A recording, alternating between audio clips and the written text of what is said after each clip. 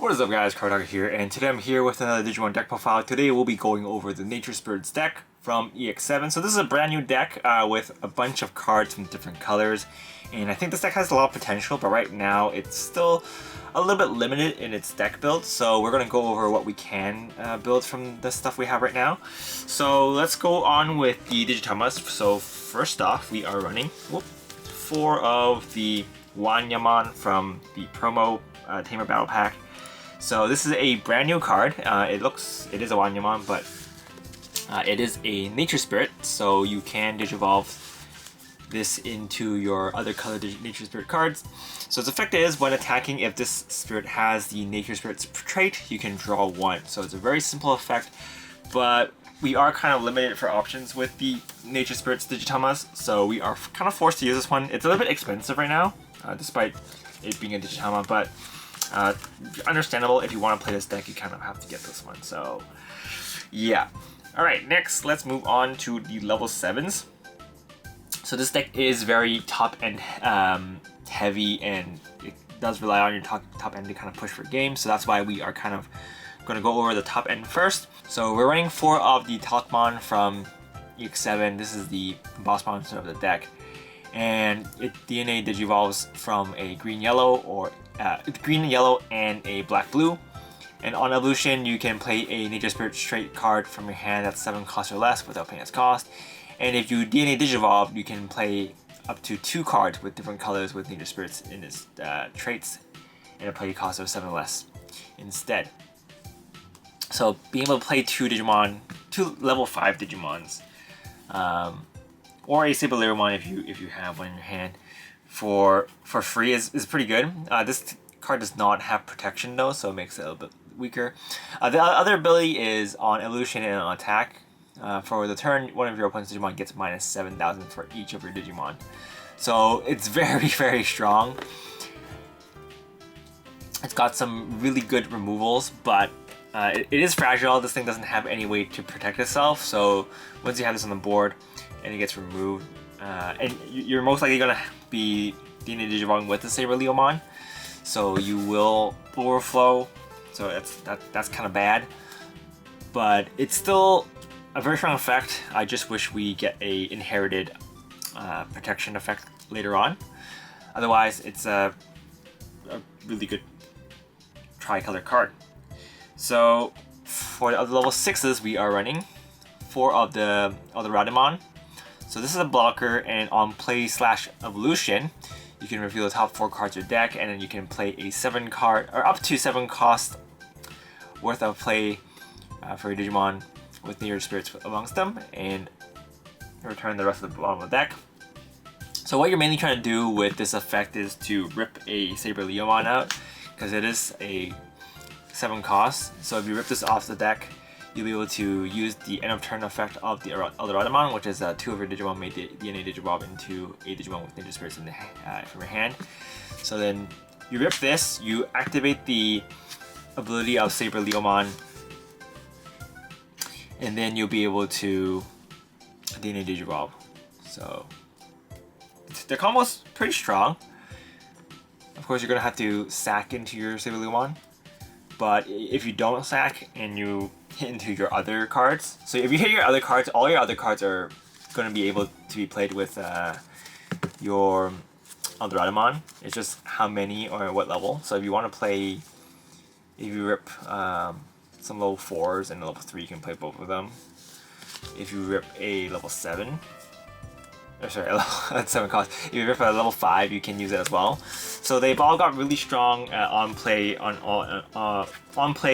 evolution abilities, which we'll go over now. They're pretty good. So let's go over the level 5s first. So for the level 5s, we're gonna be running 3 of the Jagamon from EX-07. So this is on play, you can Digivolve 1, and on both players' turn, all your Nature Spirits Digimon gain blocker. So it's a really strong ability. It is on play only though, so you won't be able to Digivolve on evolution, which is one of the reasons why I'm running 3, because most of the time you'll be using this effect to from your Talakmon or your Radimon. So if you Digivolve this, you won't really get too much benefits.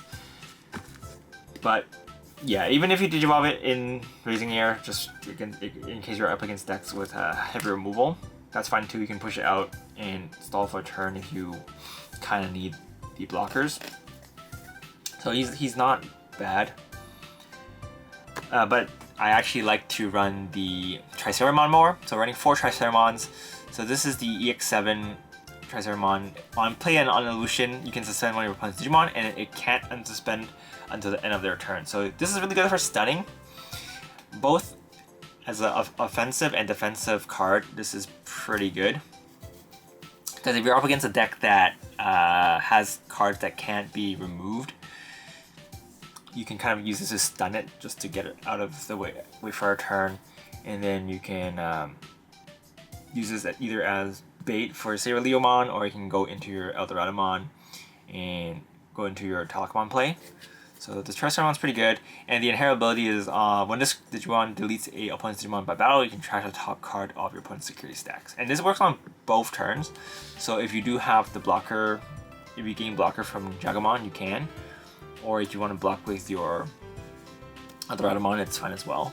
So it's pretty good. Next, we are running 4 of the Shogun Gekomon. So Shogun Gekomon, on play, one of your opponent's Digimon cannot suspend until the end of their turn. And when all of your opponent's Digimon with Nature Spirit traits can't have their targets change. So you can't get blocked, which is really strong. So that's why I'm running 4 of the Shogun Gekomon. I think the on-play ability is pretty strong. Just locking your opponent's Digimon out for a turn is good. I like this more than the Jagamon, which is why I'm running this at 4 and this one at 3. But if you like the Jagamon more, you can run that at 4 instead. But I feel like being able to lock one of your opponent's Digimon or Tamers to not be able to suspend is just more valuable, because even if you Digivolve on your turn, they still can Digivolve on their turn. And sometimes when you Digivolve them, it might actually benefit them, because they might be able to activate their on illusion effects again. But if you lock them into not able to spend, they're just locked. So yeah. Alright, now let's move on to level 4s. So we're running 3 of the Monochromon from EX-07. This is just in vanilla. Main reason why I'm running only 3 of these, but it is at 1 cost to evolve on, so we haven't seen one of these in a long time. So it's pretty good. It's pretty good, and it does have piercing, which is nice as well. So combo with the Triceramon, it's pretty good because you have piercing and you can trash with this card's ability. So going up this line is pretty nice. Next, we are also running 4 Starmons from EX-07. So Starmon's ability is on play and on illusion, one of your opponent's Digimon gets minus 2000 for a turn. So this is mainly used to go against floodgates, and it's also got barrier, which is nice. It's a little bit of protection for a Digimon, but it's not much because a barrier only protects you from battle. But at least if you would crash on security, you can kind of survive it. But we also have the Gekomon, which gives you jamming. So this gives you true protection from Digimon in security battles.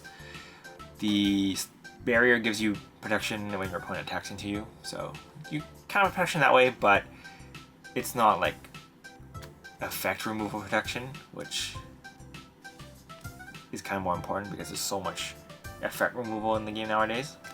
But the Gekomon is pretty nice. It's kind of like a secondary draw engine for the deck. So on play and on illusion, you can draw a card. So if you evolve into this one, you can pretty much draw 2 cards, which is pretty nice. And the jamming is also pretty important to keep your Digimon alive. So a lot of times you can Digivolve into this, and then you can either have let's see, you can kind of Digivolve into this or that, and just stun for a turn, or you can attack your opponent's security with it. And since that's jamming, it's pretty safe from your opponent's Digimon. And then you can sit in this, and if your opponent attacks into you, you can go into Saber Leomon. So yeah, it's got good defensive options, but it's just lacking protection. Alright, next for the level 3s, we are running. So we're running 4 of the Digimon from EX-07. So this one evolves on top of Nature Spirit for 0 cost, so it can Digivolve on top of your blue Digitama. And it's got a blocker, and the inherit is Reboot. So pretty self-explanatory. And it's also like one of the only options we have for Nature Spirit rookies, so we are going to be kind of forced to run it for now, but it's not bad.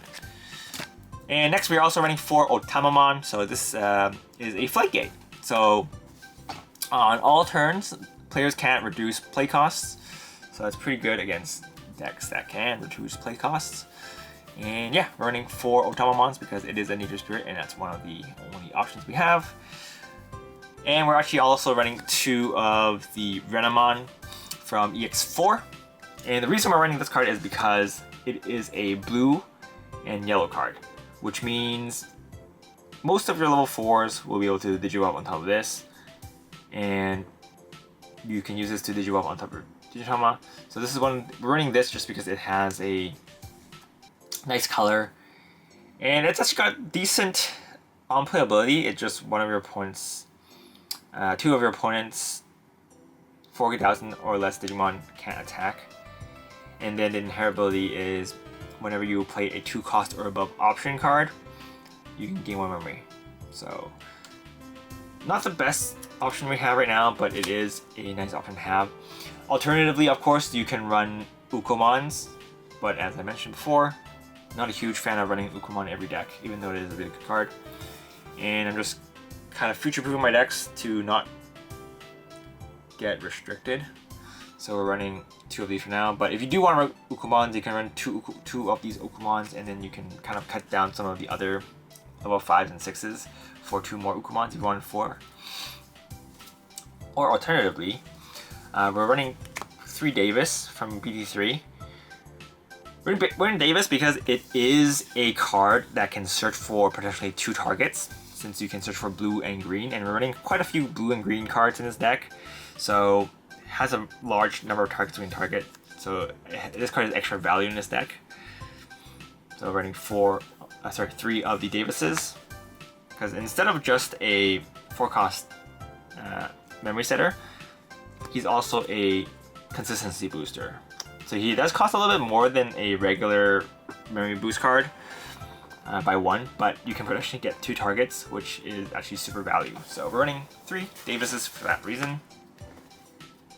And we're also running 1 Ice Wall. Ice Wall is used to stall out games a little bit. You need time to kind of build up your field and build up your board and get some combo pieces. So Ice Wall will help you do that. And we're also running 2 of the Heaven's Judgment. So Heaven's Judgment lets you minus 6,000 on your opponent's board for every color you have.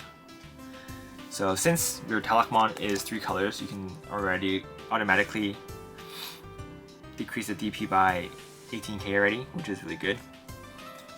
But if you have like blue on the board as well, you can further deduct it by another 6k. So I think Heaven's Judgment is really strong in this deck. And also, with Renamon, if you do hardcast this, it is technically a 6 cost, so it's extra value in this deck. So I think it's really good. So yeah, that's pretty much it for this deck profile. I hope you guys enjoyed it. This deck is pretty fun to play. Again, I think the main weakness right now is the susceptibility of removal effects. So even you do climb into your level 7 and you get all the juicy value and just spam a bunch of Digimon on the board, there is a huge chance that you just get removed from the board next turn. So it's kind of hard keeping this guy alive. But if you do keep him alive, he's an absolute menace because his second effect activates on attack as well. So as long as you have a bunch of Digimon on the board, you'll be able to just minus your opponent's Digimon to death, which is really strong. So he is a huge threat, but he's a very fragile, which is kind of a problem with a lot of the new decks in this set. They're just super fragile. Super strong, but super fragile, so I think the deck can definitely get a lot better in the future once we get a little bit of protection and just more options for the level 3s. But I think for the most part, the top end is actually pretty good. So yeah, that's pretty much it for this deck. Hope you guys enjoyed it. If you have any questions, feel free to leave a comment down below. And if you want to support the channel, feel free to use the affiliate links down below. But yeah, this is Karataku, and I will see you guys next time. Bye!